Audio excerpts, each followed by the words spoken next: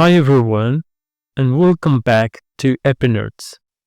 Today, we're diving into the absolute fundamental question.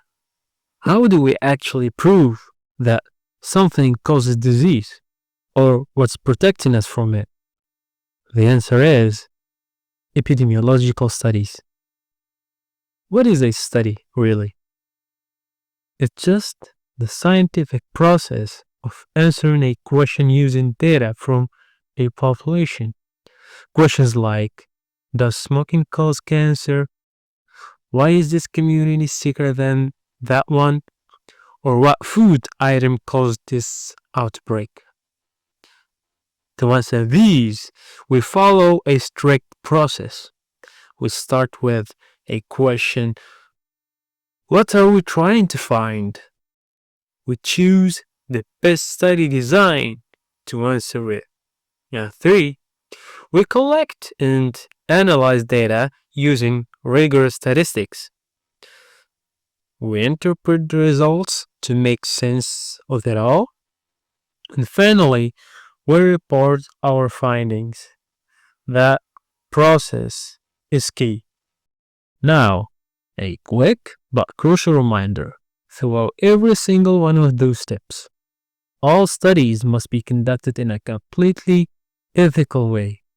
Data integrity and participant safety are non-negotiable. Our first type, the ecological study. The key feature here is that we're collecting measurements like disease rates and exposures on a group of people, not individuals.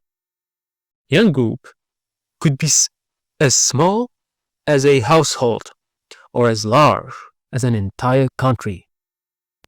It's vital to remember that the conclusions apply only on the group.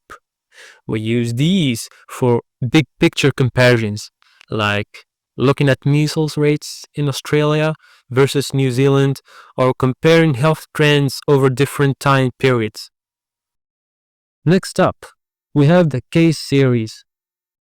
This is a descriptive study that simply characterizes a group of people who all share the same disease or exposure.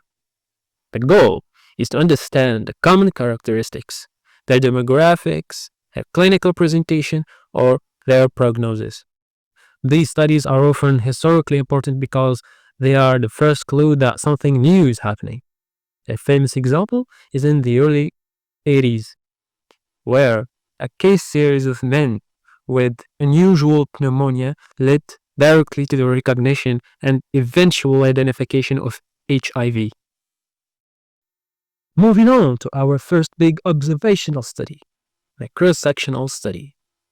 Think of this as taking a snapshot of a population's health at one specific moment in time. This is often done using health surveys or questionnaires because they measure how many people have a disease at that moment. The upside, they are relatively quick and cheap. They can collect info on multiple exposures and outcomes at once, and they're excellent for assessing the overall health needs of a population. The downside is, since all information is collected at a single point in time, you cannot determine causation.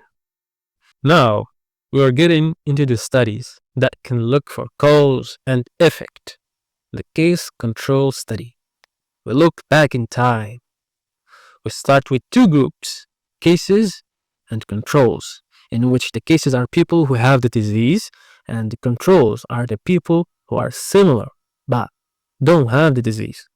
Then we ask both groups about their previous exposures to potential risk factors. The measurement we calculate is odds ratio. If the odds ratio is greater than 1, the exposure is likely a risk factor. Next, the cohort study, the opposite of case control. This is a prospective study. We look forward in time. We follow a group of people, which we call a cohort, over a long period of time.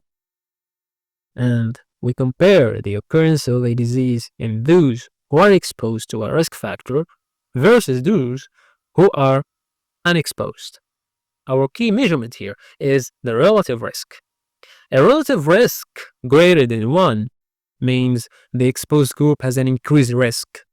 The famous British doctor study that established the link between smoking and lung cancer is a classic example of it. And here is the gold standard for proving causation, the interventional study, best exemplified by the randomized controlled trial, or RCT. In an RCT, we apply an intervention like a new drug, vaccine, or health advice. We take a study population and randomly allocate them to either the intervention group or the control group, which receives in most cases a placebo. To eliminate bias, we aim for double blinding. Neither the participants nor the investigators know who received what. Alright? The final frontier, studies or studies. When we have a huge amount of research on one topic, we use synthesis tools. A systematic review systematically identifies all relevant studies, assesses the quality of each one, synthesizes the findings, and presents a comprehensive, impartial, and balanced summary of the evidence. A meta-analysis goes a step further.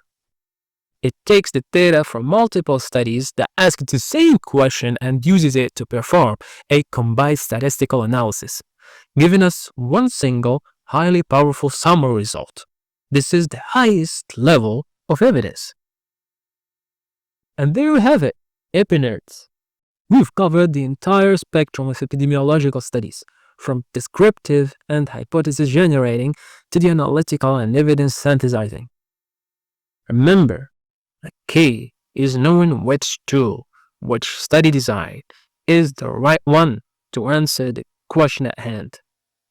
Hit that like button, subscribe for more EP knowledge, and I'll catch you next time at EpiNerds.